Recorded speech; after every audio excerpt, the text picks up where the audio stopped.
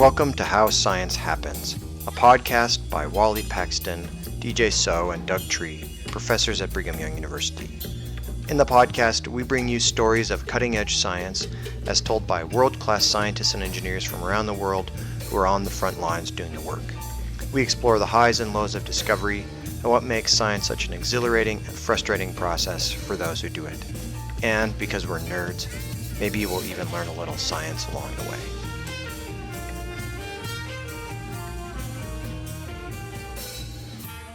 Welcome everybody to our episode of How Science Happens. I'm Wally Paxton. I'm here virtually with my friend Doug Tree. Hey, Wally. And we're missing DJ today, but he's here in spirit. We'll catch him on the next episode. But I'm excited today that we get to talk to my friend, Professor Gabriel Montano from Northern Arizona University. Hey, Gabe.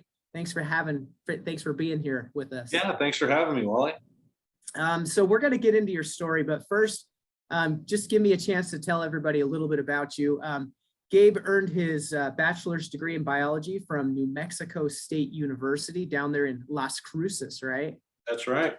And then went to Arizona State University to earn his PhD in chemistry and biochemistry, and that was also through molecular and cellular biology. Yeah. Okay. And then after that, you started at Los Alamos, and that's where I got to know him when I was a staff scientist there at SINT. We were staff scientists together, working together in the same area. I used your confocal microscope an awful lot while we were there in Albuquerque. And then he joined Northern Arizona University and founded a materials institute there, the Mira Institute, which we'll hear a little bit about here today. Lots of awards. But I do want to tell people about the Society for Advancement of Chicanos, Hispanics, and Native Americans in Science, an outreach effort that I think it fills a really important need. And we'll probably talk about that too. Great scientist, great human, great friend. Thanks for being here. It's my pleasure. Thanks for having me. So let's just talk a little bit about kind of how you got to where you are today. What were your first experiences with science and engineering? Like, how did you get interested in this? Yeah, that's a really great question. And, one of the talks I give, I talking about my journey, one of the slides I have starts off with a point that says, I wanted to be a chemist when I was 4 years old. That wasn't me. That was a friend of mine, Luis Gonzalez, that I remember talking to him, and his when he told me that from 4 years old, he knew he wanted to be a chemist. And I think by 9, he knew he wanted to be a geochemist. Wow. Gosh, how does that's that some happen? Drive. That's calling coming early is pretty rare. Absolutely. And I said, well, that's not me. I had every typical, I think, young boy's dreams. Wanted to be a professional baseball player, firefighter, rock star, all those things. I was always decent in science and math and always enjoyed it.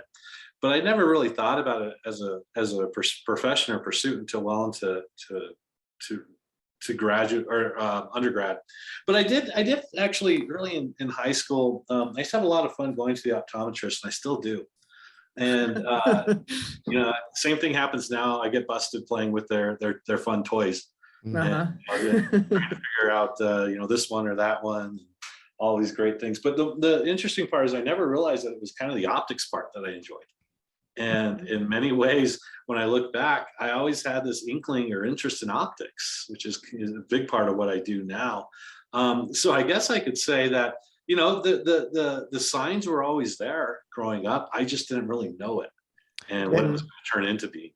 I mean, isn't that kind of interesting how often looking back, you can see the interest, but going forward, it's really hard to see, right? Like when you talk to young people, they kind of seem to bounce around between a lot of things, but as an old, like when you get older, you look back and you can see how your interests wove together, right?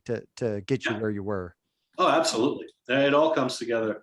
The music, the optics, everything associated with it, just the math, the fun of that, puzzles, putting things together. But you're absolutely right. It's really hard when you're young, and the world's your oyster. You don't want to tether yourself down to something, and it's also just so daunting to think about a career because it feels so old. Uh-huh. Gosh, do I really want to limit myself to something at this point? Yeah, because you're thinking about a career, something that you're not going to be doing for a couple of years in college, but what you're going to be doing for a good part of your life. That's right. Who wants to Narrowing it?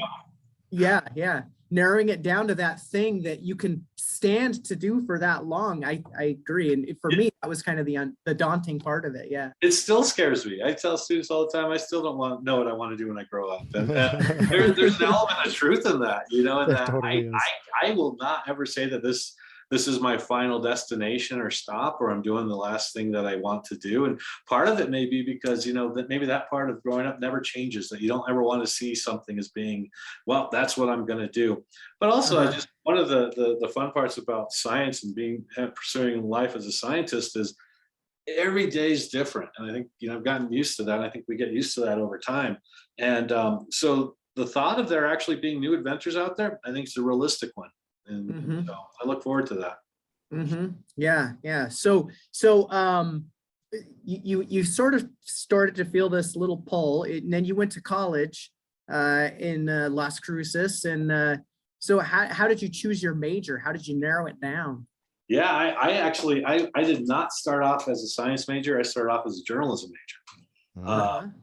I wanted to be the editor for Rolling Stone or Mojo magazine, something like that. I kind of meld my passions, and I still love to write, by the way. And one of the difficult things in the science world is I can't write prose and technical writing at the same time because they're such different styles.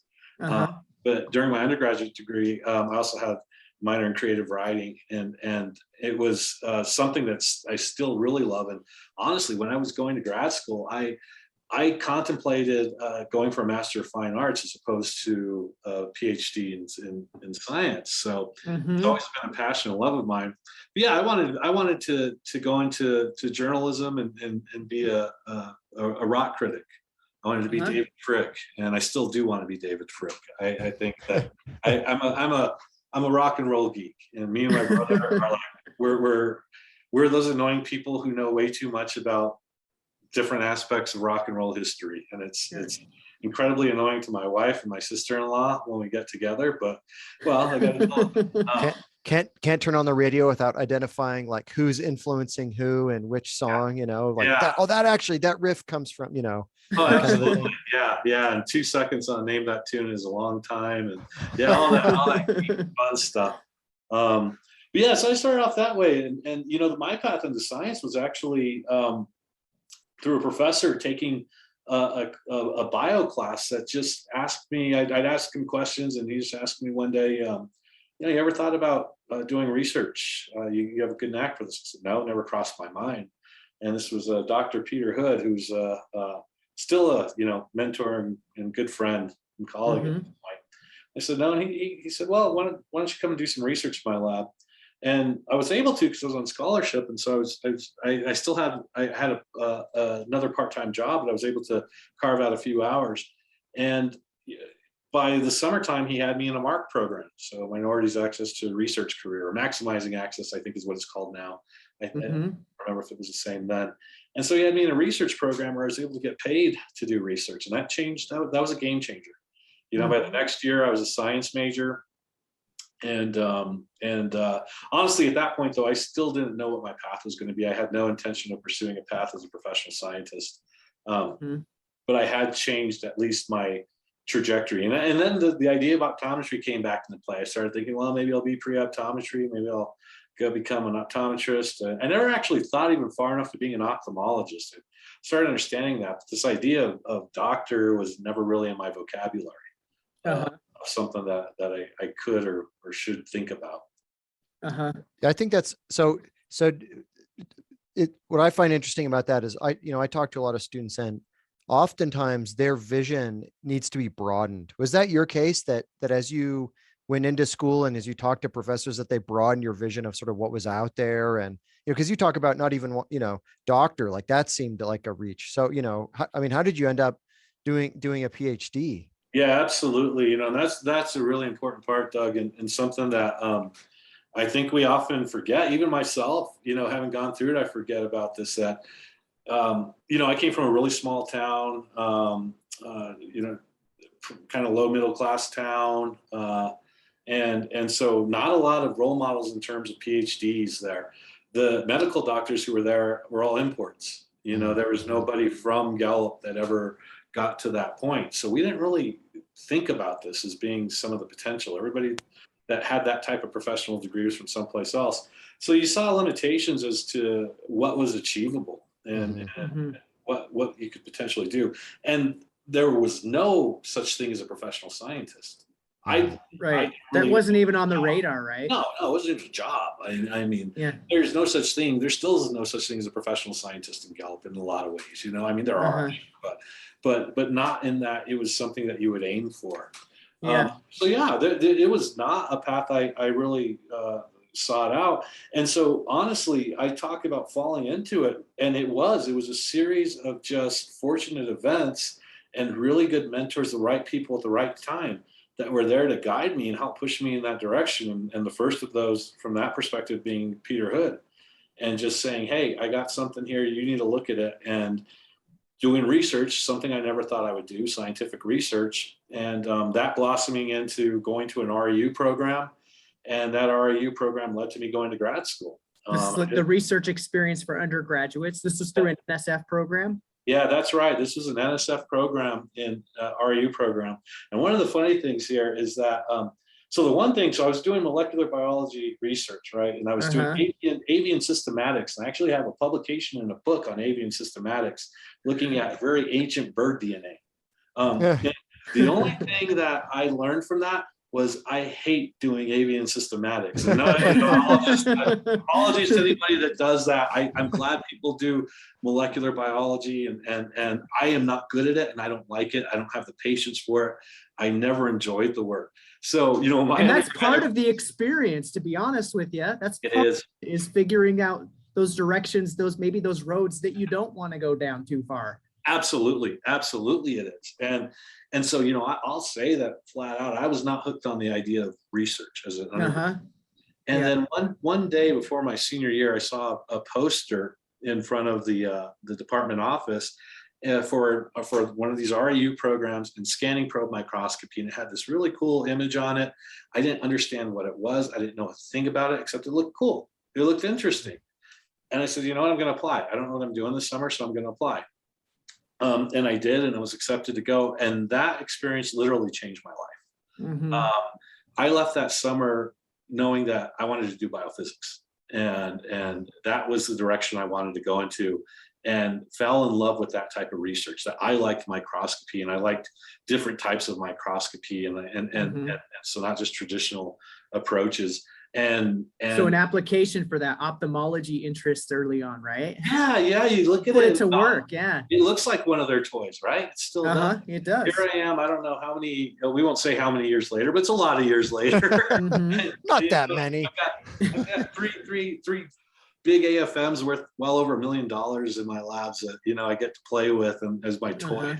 I got better toys than the optometrist now, and it's a blast. But yeah, that single experience changed my life, and in practically every way. I left there thinking about science as a potential next step. I started thinking about grad school. Still not convinced that I was going to do it, but at least thinking about it. It didn't seem completely unrealistic. I learned that summer that being a scientist was actually a profession, you know, that I could actually be. You could do that for a living. Yeah.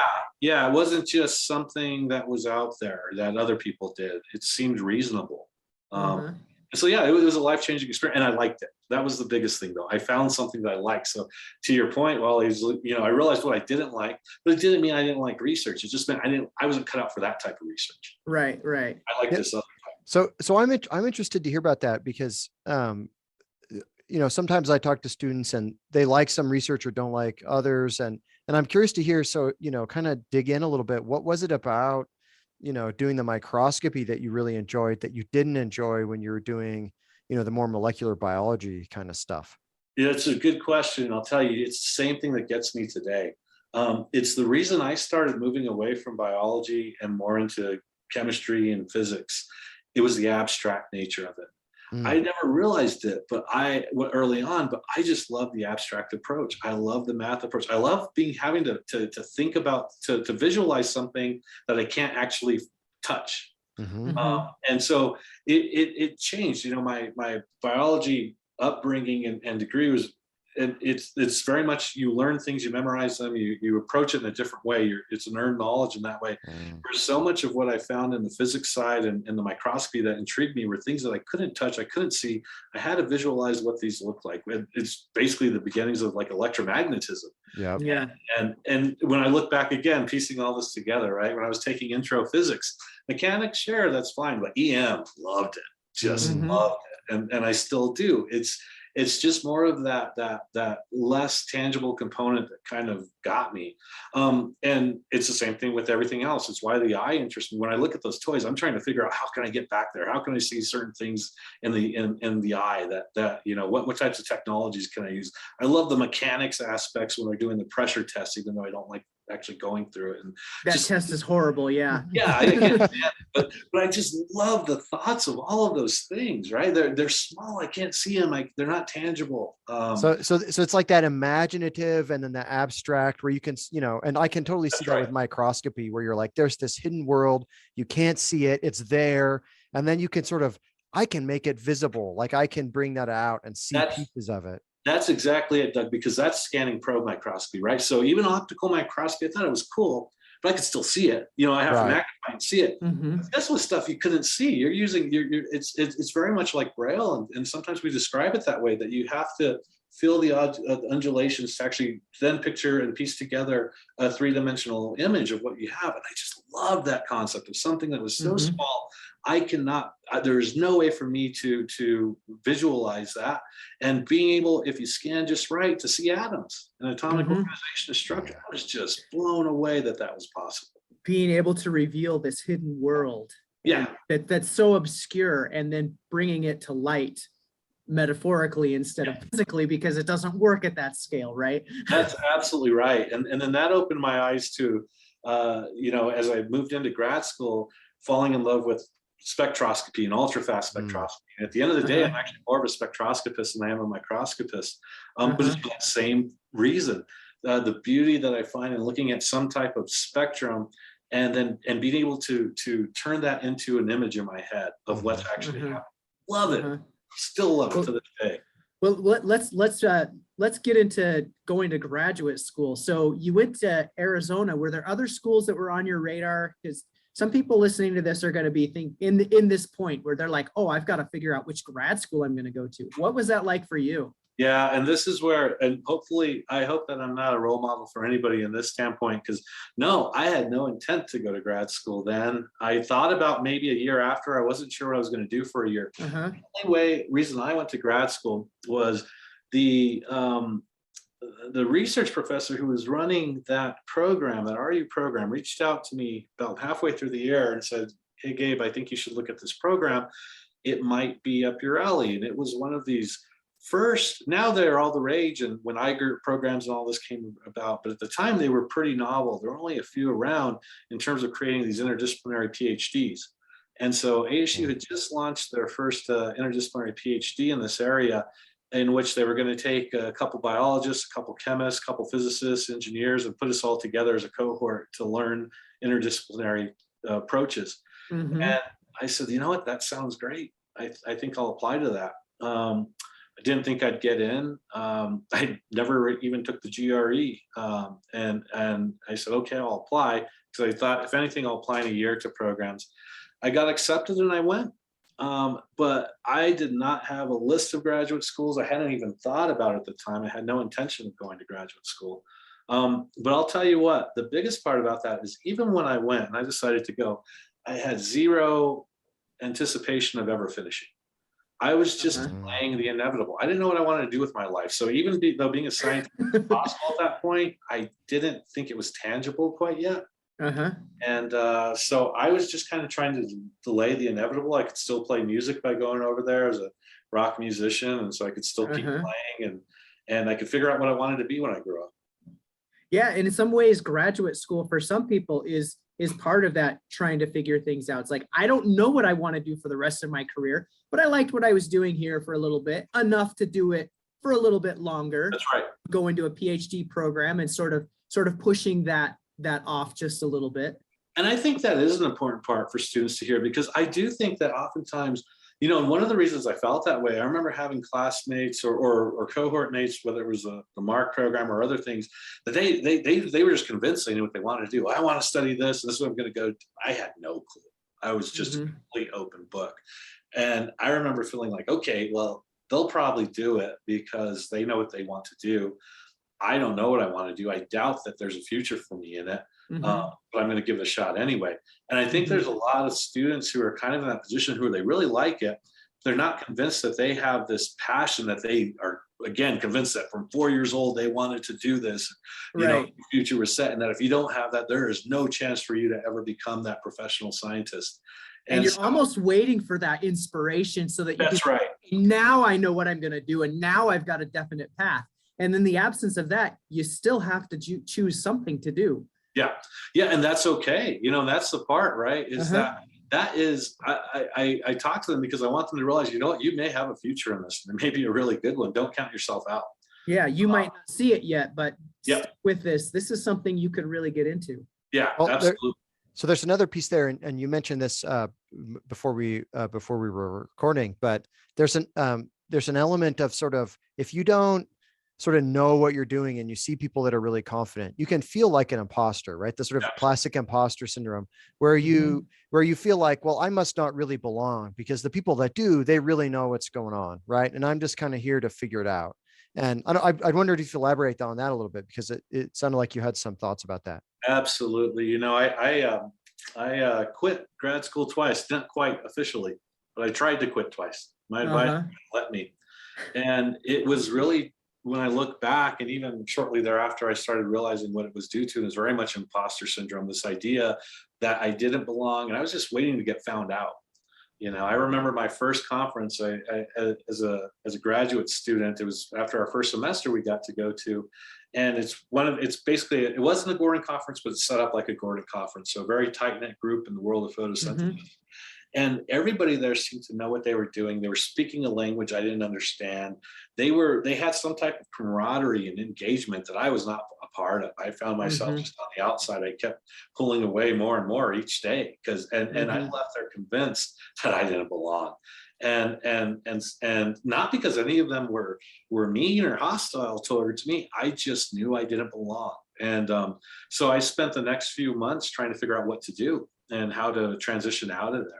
Until ultimately I, walked into my boss, Bob Blankenship's office, and I'm going to have to quit. I'm just not cutting it. And I still remember the shocked look on his face. And he just, he asked me to he's like, well, it was summertime.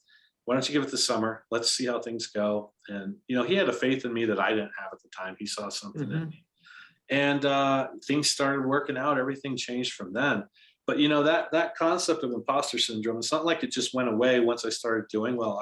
It came back multiple times, came back during grad school, came back during my postdoc. I tell people it's something that I'll always deal with. It's always it creeps up now and comes into to aspects whenever things start going a certain way. The difference now. And I just want to say real quick that I think part of that is the nature of what we do. We are constantly learning new things and trying new things. And although we might use some of the same tools, we are always in this uncomfortable, I don't know everything zone in research. Yeah. And, and that's very true. And it's part of trying to get used to existing in a world like that.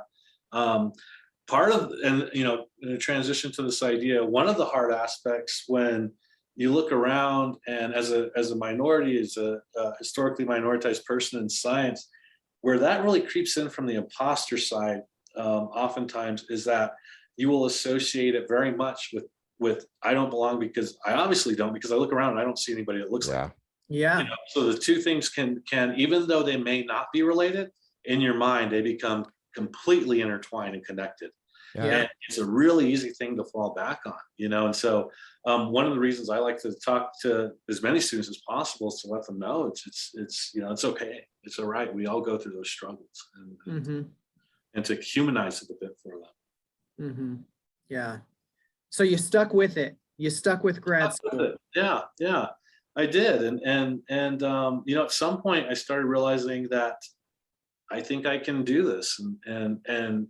My trajectory shifted. I started making some pretty big advancements and making some decently big discoveries. You know, one thing led to another, and I was one of the first in my cohort to graduate with their PhD, and you know, had some good opportunities, and decided to keep pushing the envelope a bit at that point, and transitioned even a little bit further into more materials type research at Los Alamos. I had a fellowship there as a intelligence community postdoc fellow, and so went on to pursue that.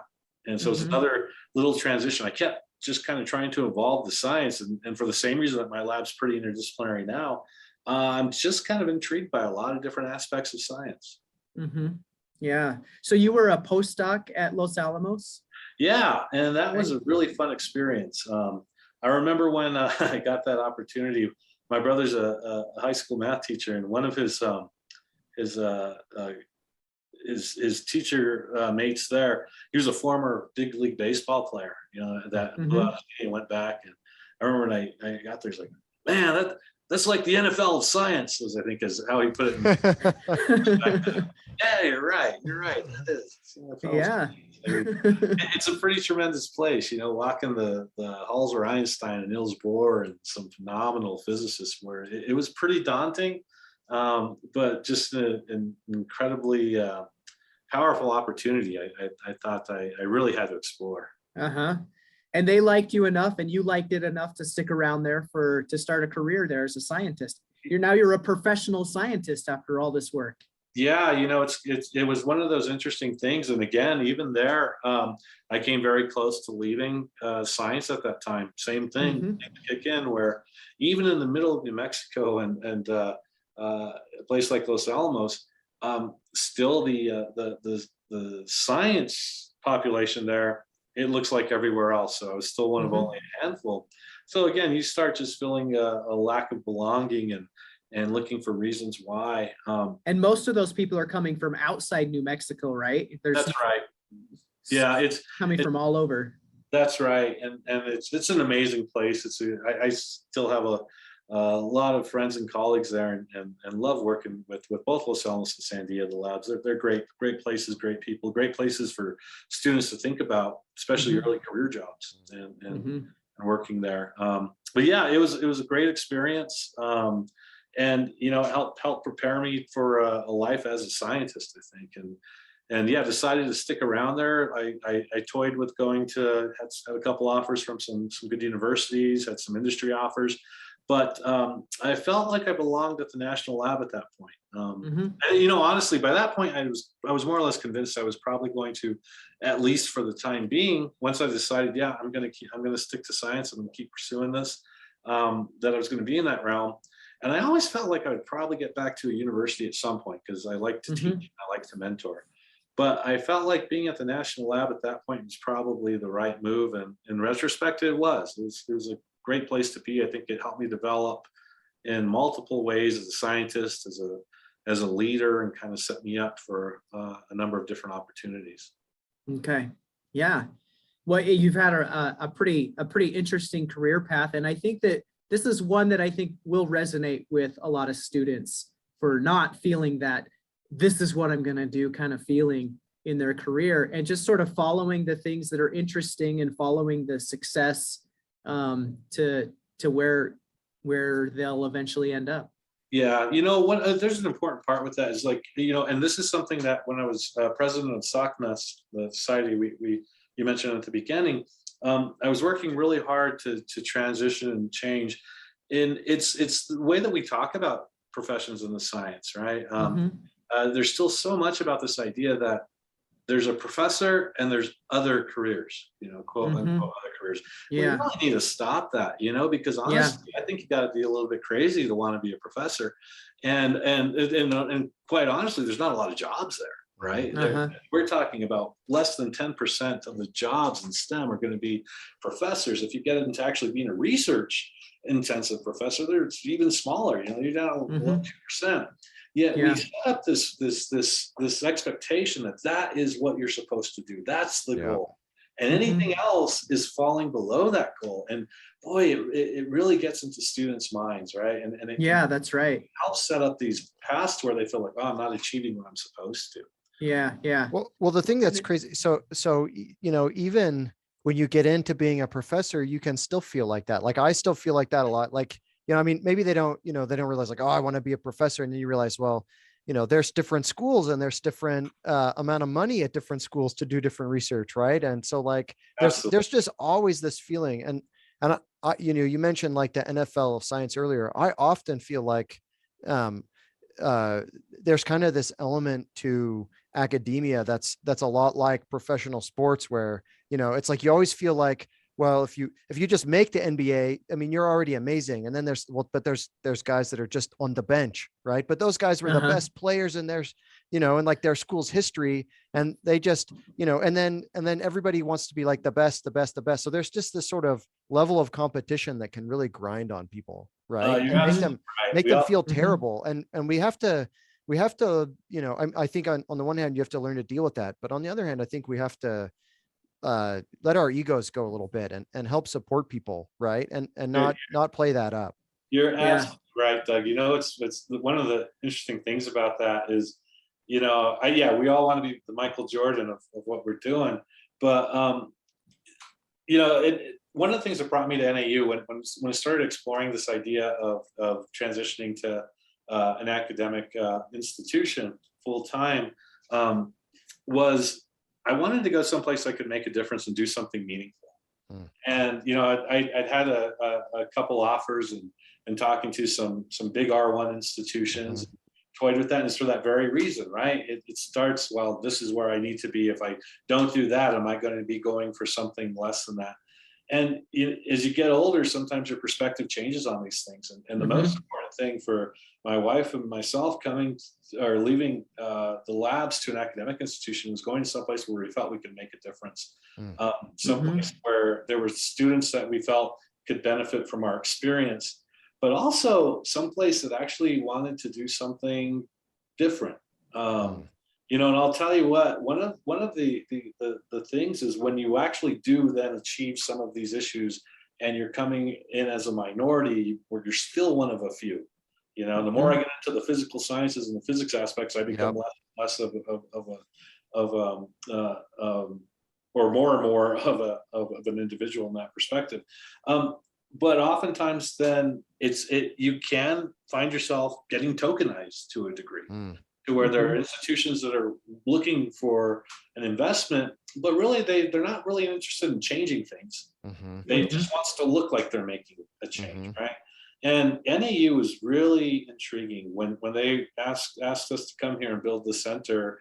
I said, okay. They wanted to build a materials research enterprise, and that's where they reached out to us and said, all right, but I want to do it my way, and I want to create something unique. And it doesn't exist. And I want to create an experience that I wish was around when I was growing up, something that helps students to belong. And the result being our Center Mira, which means look in Spanish.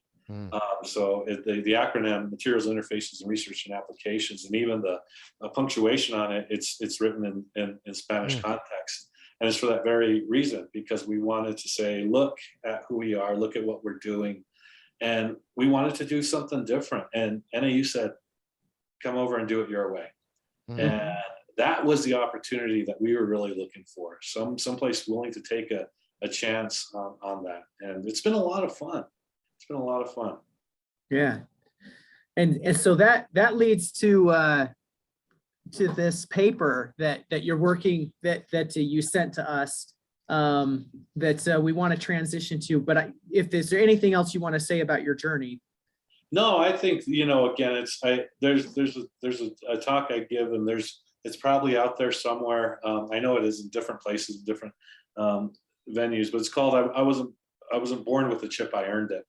And it kind of catalogs this entire journey of traversing the world of STEM as a historically minoritized individual. And, you know, the first time I gave that talk, it was really difficult because I was sharing aspects of myself that were very personal. And some of them not all that flattering to, you know, when I look back at them, fighting with myself, my own identity, who I was, what I was looking to do, all of these different things, and admitting some things that were hard to admit because I'd gained a reputation as being a diversity in STEM champion. And I think for students to watch this and see that I wasn't always cut from that cloth, that it did take me a life journey for me to get where I was intimidating for me to share. But I thought it was important because I wanted students to find and to see that, look, there are a lot of paths to doing what they want to do. And, you know, nobody's journey is ever completely linear. And to try and humanize it. And you know, every time I give that talk, I'll have some students that will come up to me and say, thank you for sharing that. I thought I was the only one that felt some certain aspect of it. And I think that's one of the most important parts about sharing stories and including what you all are doing here. It's so important to humanize scientists and for them to realize that we're just people that dig science. Yeah, I mean, other loves too.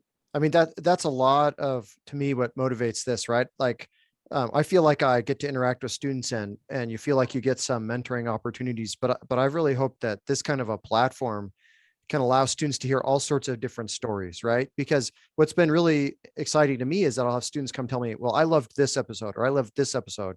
And that's because they get to connect with that person and their experiences, right? And so that's what I'm hoping, like this episode, there's going to be however many students are that listen to it that connect with your story, right? And you know, get to take that with them.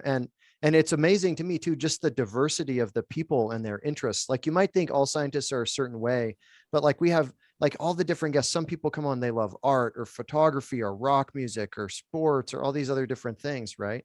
And it's so great to me to get to hear those different aspects of who people are, right? That we're all different, but what unites us is that excitement, right, around doing science. Absolutely. I mean, I always tend to think I leave students with that idea that, wow, he became a scientist. Okay, I definitely. Yeah. There's that sense of not feeling like you're the only one, like you're alone, like you don't fit in. And so hearing more people's stories, I think, can help students with that and feeling like they do belong here and that what they're doing does matter. Yeah, absolutely. So. Yeah. All right, well, let's talk about this paper that you sent to us. So this is the complex pH-dependent interactions between weak polyelectrolyte block copolymer micelles and molecular fluorophores. And like all titles of scientific papers, it's kind of a mouthful when you read it all out loud like that. But just kind of walk us through this, what it was that you were trying to do in this particular paper, which I should mention was published in Langmuir just this year. Yeah, it's funny when you read that title and just get and I think we all think this every time we publish a paper, man, I should have taken more time on that title. That's what I wanted to say. Well, it captures the essential elements of the it's paper. Tough, right? It's tough. I'm always looking for ways to make things more digestible, and sometimes you just can't.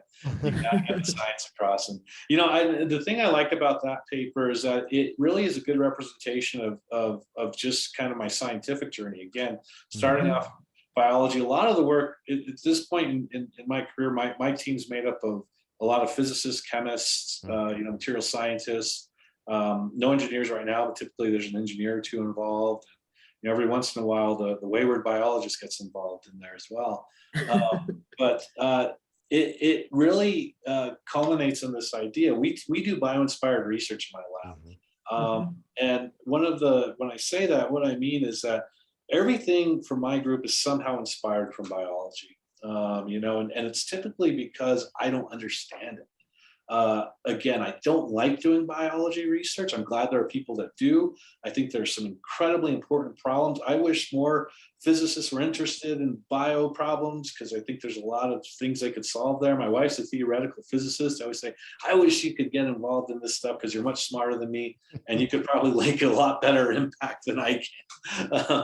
But I don't have any much success with that. But anyway, this is my long-winded way of saying this paper really brings all of that to culmination. It's inspired by biological systems in the sense that one of the issues that we have in terms of whether it's medicinal or therapeutics is trying to get materials into the body in a good way. And we think about these as delivery mechanisms. And block copolymers have been, and Wally's actually a much better expert and bigger expert than I am in this. So it's daunting for me to try to explain this when I got him on. Yeah, but I can't do the cool microscopy like you guys are doing. It's fantastic. Well, that's all just bells and whistles and flashy stuff. But the idea is that these are really good vesicles because they can take the shape and form of things that look like cells, and that the body will see and say, oh, that doesn't bother me, I'll take it in. So it doesn't look like a foreign agent. And so they have a lot of potential in terms of trying to as delivery vesicles, right? Think about these as like the capsule on a aspirin pill or something like that. I always call them really tiny water balloons. That's right. That's pretty much what they are, right? They're little soap bubbles that hopefully don't taste so bad. But one of the issues that we're finding, and this is where the chemistry and physics comes into play, is that we can think about these, and Wally can attest to this. We draw these really nice cartoon figures of what they look like, and then we go and we give talks and we say, this is what this little balloon looks like, and then it goes into your body, then it falls apart perfectly and nicely, and this is how stuff interacts with that. It's a complete lie. It's a mess, right? Just like everything in nature, it's a mess.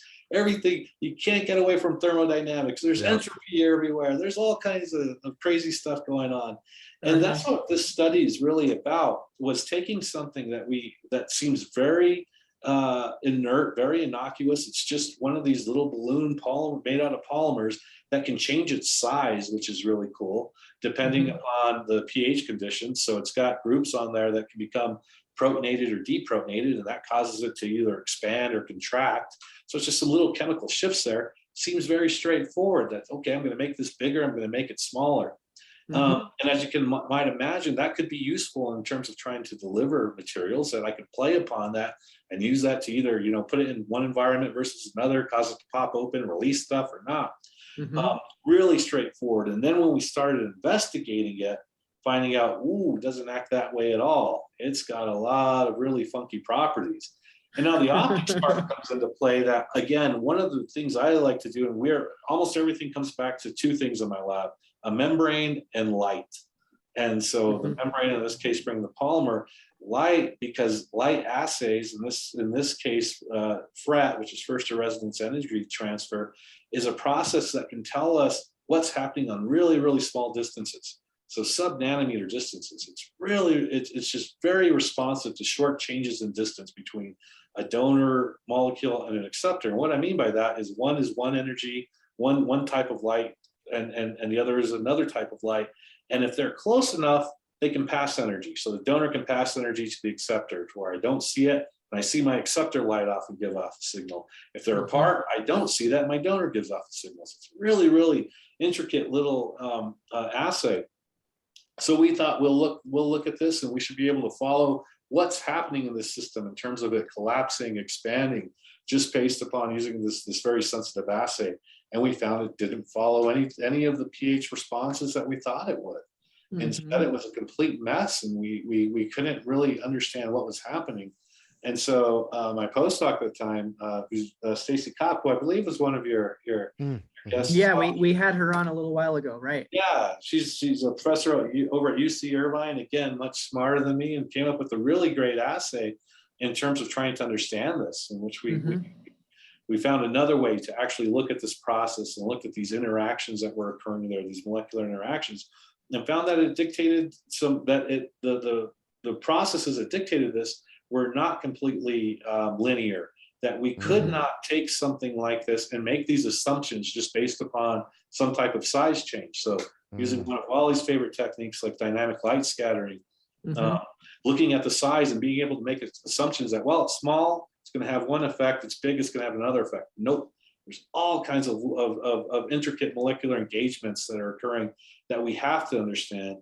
And so, why is this important? Well, as you can imagine, if you're going to try to use this as a delivery vehicle, you better understand the environments they're going into, because again, nature and biology, it's not uniform. We like to work in things like PBS buffer or whatever type of buffer serum that we have. but life is a mess. And, you know, you go eat a hamburger that night, you're going to have different cholesterols in your system. And, you know, it's always going to be changing. So we really need to understand how that micro and sub-micro environment could affect something like this if we're going to use it. And this was a really neat little study because it did help lend it did help us to understand that, okay, one, we can't oversimplify these things, but two, you know, some of these light-based assays like FRET are actually really good for understanding these things, and as long as we know how to interpret them and what's happening. So it was a lot of fun, very, in many ways, a very basic study to investigate how some of these processes work.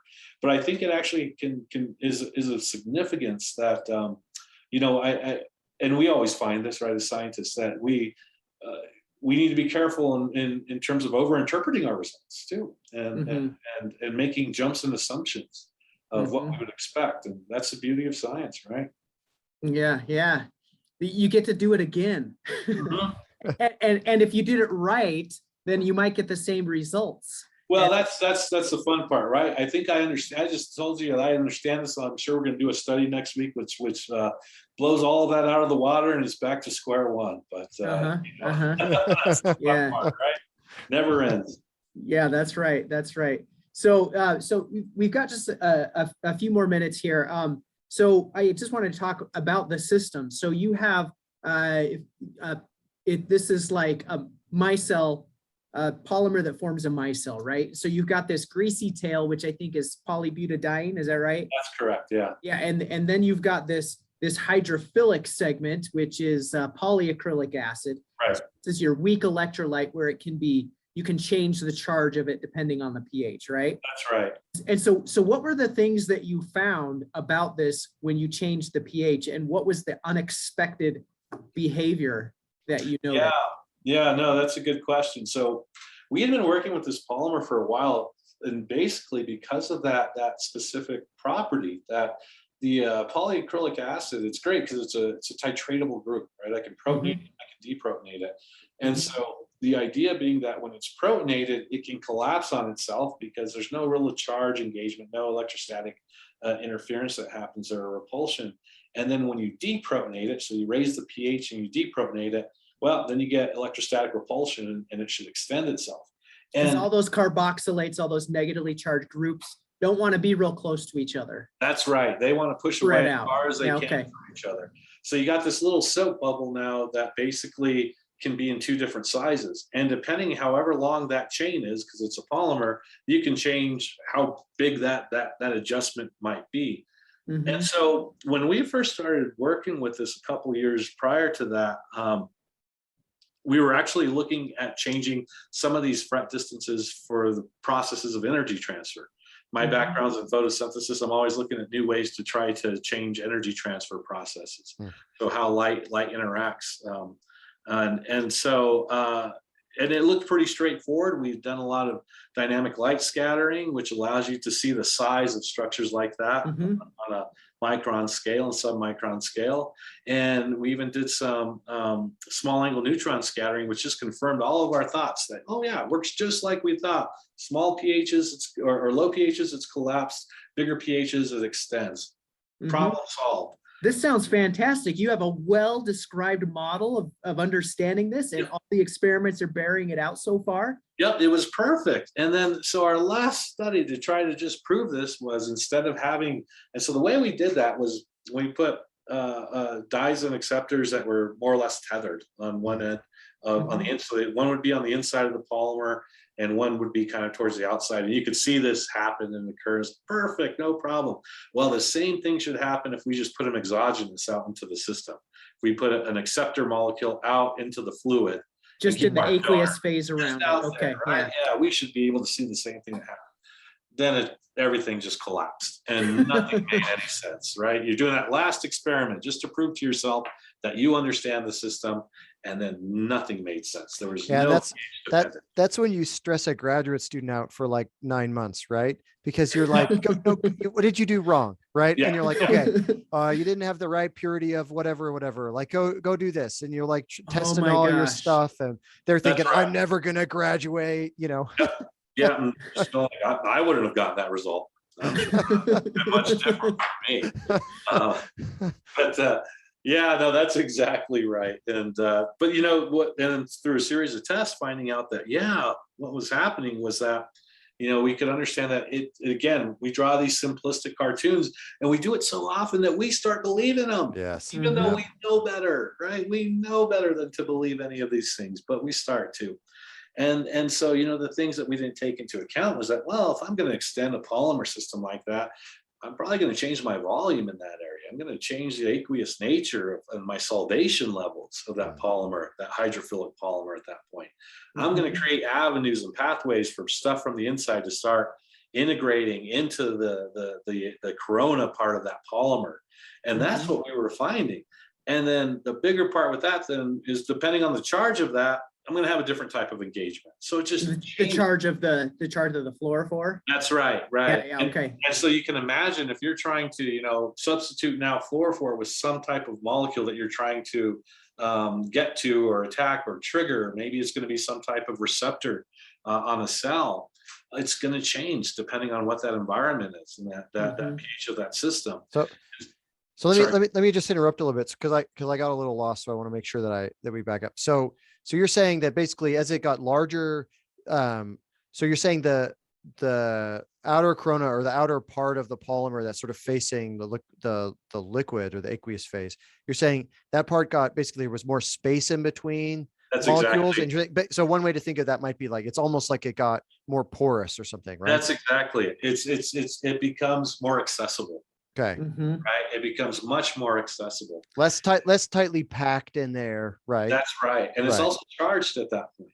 Right. Okay. So now that it's charged, it can have a whole another set of interactions with whatever's out there in the environment. And now it's going to be dependent upon the molecular weight of whatever's out there in the environment. So all of these different types of potential engagements come into play. And that's really what this, and so we did some studies that allowed us to see this and understand what was kind of happening on from that context. But the outcome being that, these are complex systems, and we can't oversimplify just because I'm having some type of electrochemical change there that I know exactly what's going to happen. I've got to account for all the secondary effects that are going to occur because of that.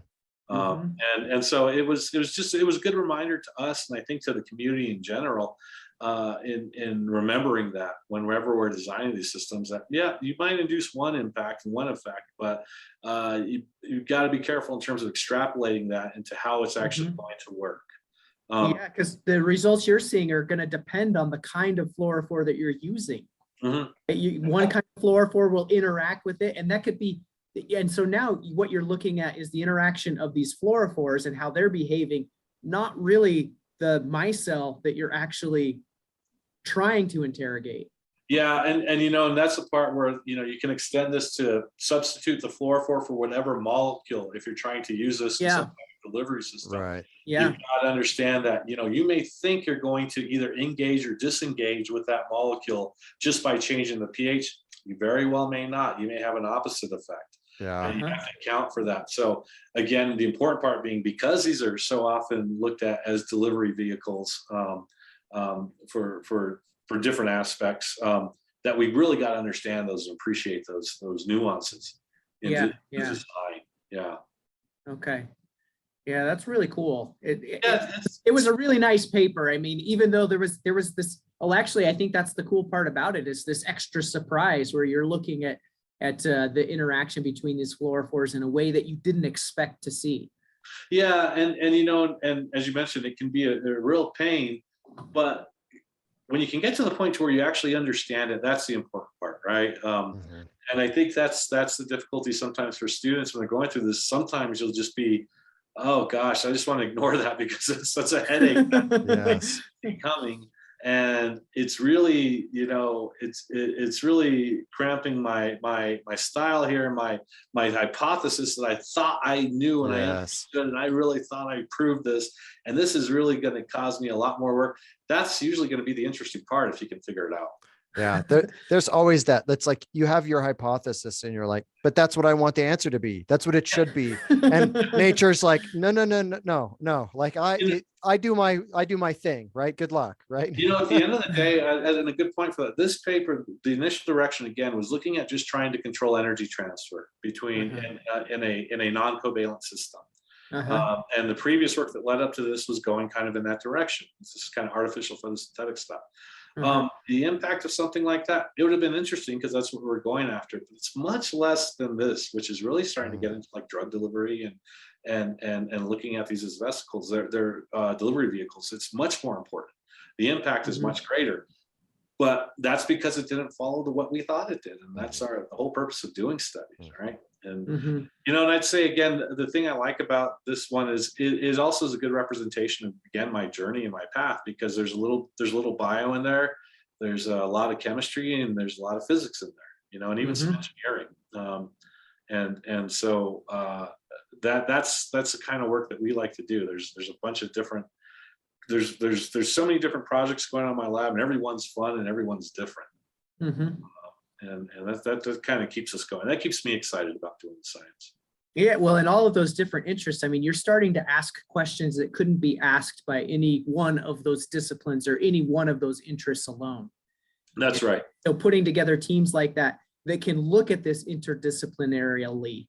Is that even a word? No, but we'll take it, Wally. We'll take it.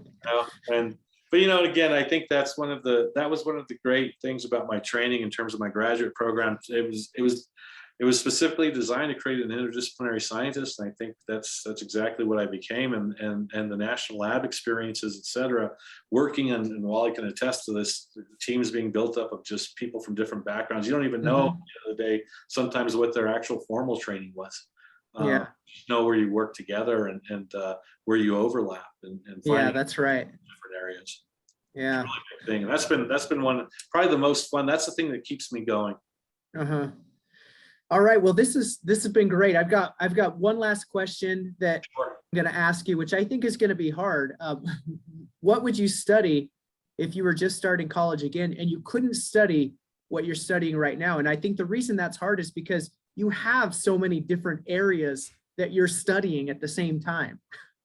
Yeah, so I guess I have two answers to that one. One being that honestly, if I would have never left journalism, if again, when I look back, it was very much imposter syndrome, in that and I think a lot of it's not just minority students, but this definitely faces a lot of minority communities, but also students coming from like a low socioeconomic background. You can't take a chance. There is no fallback plan. If you go to college, whatever you do, better work. So I couldn't toy around with just doing something for a couple of years, and if it doesn't work, go what do they call it? A gap year, and then right? I had to get the heck out. I mean, I had to graduate, and I better graduate with something to make money. I didn't have enough faith in myself that I was good enough to actually make it, and that's the only reason I kind of left that. I didn't know if I could. I think now going back, I'd have the confidence to know, I could be David Frick, and I could have made it. So I would have done that. But honestly, I tell students all the time, I'd have gone into economics. It's the science. It's the science of business, and we'd all be rich. So I'd probably have much shorter days and a much bigger bank account. Something like that. But I don't regret it one day in terms of becoming a scientist. The other thing I tell students is I have the best job in the world. It's the only job I know where you get paid to play for a living. They literally pay me to come up with crazy ideas and try them. Yeah, that's right. What's better than that? Yeah, it's fantastic. Well, I think that's a great answer. And we've covered a lot of ground here, but thanks for being a part of this. So our guest today has been Gabriel Montano from the Center of Materials and Interfaces in Research and Applications at Northern Arizona University. Thanks for joining us, and we appreciate your time. And this has been a lot of fun for us. I hope you've had a good time too. Oh, it's been great. Thanks for having me. Really appreciate it. You can find out more about Professor Montano and his work at the show notes for this episode. And as always, remember to like and subscribe. And I'm going to add one more thing. Share this with other people who would benefit from hearing the stories of other scientists. You can find and interact with us more and our guests on Twitter at @HappenScience on Twitter, and we'll see you next time. Thanks.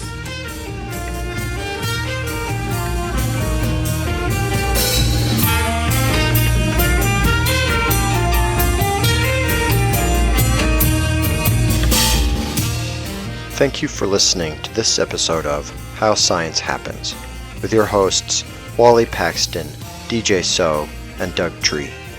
For more information about the podcast, the hosts, or our guests, please visit our website at bit.ly/howscience.